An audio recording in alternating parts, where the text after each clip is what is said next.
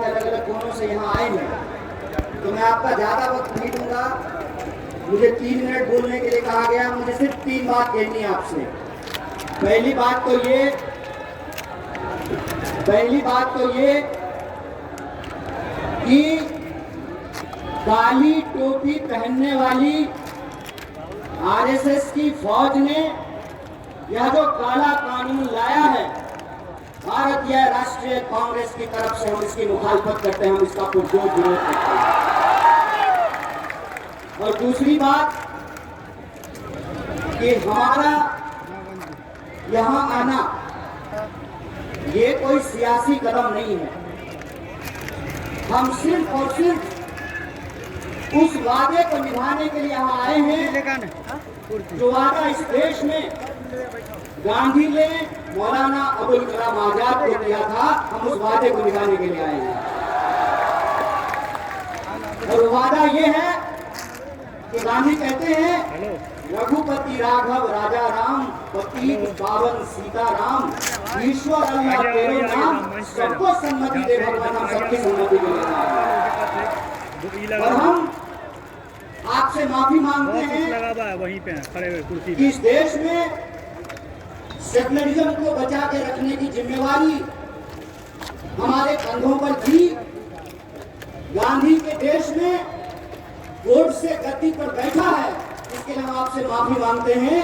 लेकिन हम आपसे वादा करते हैं कि अगर इस मुल्क में एक बार फिर से राम प्रसाद बिस्मिल और अशफाक उल्लाह खान की दोस्ती कायम होगी तो हम इनको जरूर हराएंगे।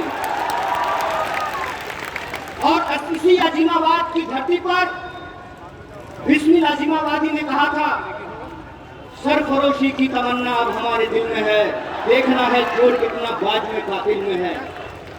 चाहे इसकी जो भी कीमत चुकानी पड़े, खुले मंच से पूरे देश की आवाम को कांग्रेस पार्टी की तरफ से मोहब्बत का ये पैगाम है कि सियासत में जितनी भी शिकस्त मिले मंजूर है, लेकिन सत्य के साथ समझौता नहीं करेंगे, इस देश के संविधान के साथ समझौता नहीं करेंगे। और तीसरी और आखिरी बात, ये कभी मत सोचना कि कोई लड़ाई एक कौम की लड़ाई है। ये कभी मत सोचना कि इंसाफ की लड़ाई एक धर्म को मानने वालों की लड़ाई है। ये कभी मत सोचना कि न्याय की लड़ाई एक जहदी को कायम करने की जिम्मेवारी सिर्फ रहमान के कंधे पे है, बल्कि एक जहदी को कायम करने की जिम्मेवारी राम के भी कंधे पे। इस बात को याद रखना है। इसीलिए वक्त के खिलाफ यह जो साजिश रची गई है, उस संबंध में आप एक बात जान लीजिए, आज तुम्हारी बारी है, कल बारी हमारी है।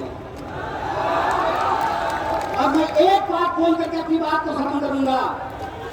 मैं आपको याद दिलाना चाहता हूं, जब 370 हटाया जा रहा था, तब हमारे व्हाट्सएप पे मैसेज आता था, शाबाश मोदी जी, अब तो हम डल लेक के सामने जमीन खरीदेंगे।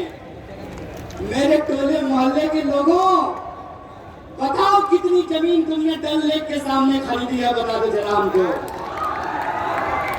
जब CNRC आया, तब फिर हमारे व्हाट्सएप ग्रुप पर मैसेज आया कि जो घुसपैठिए हैं उनको भगा करके उनका मकान और दुकान हमको दे दिया जाएगा। बता दो कितना मकान और दुकान तुमको मिला है। ये साजिश है, साजिश समझ लेना, ये वही साजिश है जो ये अंग्रेजों से सीखा है इन्होंने। भाई भाई को लड़ाओ और देश की संपत्ति अपने खाते में पहुंचाओ। ये साजिश आप जान लेना कि वक्त की जमीन कब्जा करके किसी हिंदू और मुसलमान को नहीं मिलेगा। गुजरात से आए हैं साहब, गुजराती दोस्त को जमीन देने की ये साजिश है।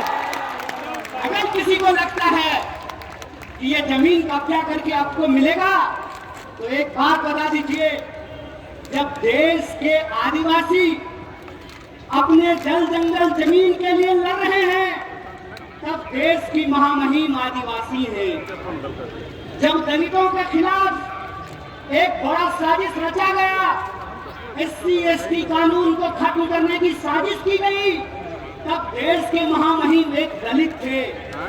और आज जब यह कहा जा रहा है कि वक्त को खत्म करना जरूरी है क्योंकि गरीब मुसलमानों को जमीन मिलेगी, तो याद रखना ये वो सियासत है, ये वो सरकार है जो आपको आपके छत पर नमाज पढ़ने नहीं दे रहा और आपको जमीन देगा। अरे इनका तो बस एक ही कहना है, राम नाम जपना, पराया माल। इस खेल को समझ जाइए। इसीलिए यहाँ जो लोग खड़े हैं, मैं उनको बताने समझाने के लिए नहीं आया हूँ।